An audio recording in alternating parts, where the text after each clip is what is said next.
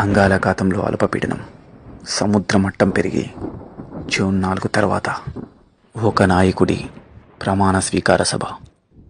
ఆకాశం మొత్తం మేఘాల్ని బ్రద్దలు కొట్టడానికి రెడీగా ఉంది. చిన్న పెద్ద జనమంతా ఆ నాయకుడి కోసం ఎదురు చూస్తున్నారు. ఆ నాయకుడు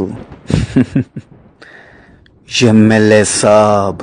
ఎదగరా ఎదగరా దినకరా, జగతికే జ్యోతిగా నిలవరా.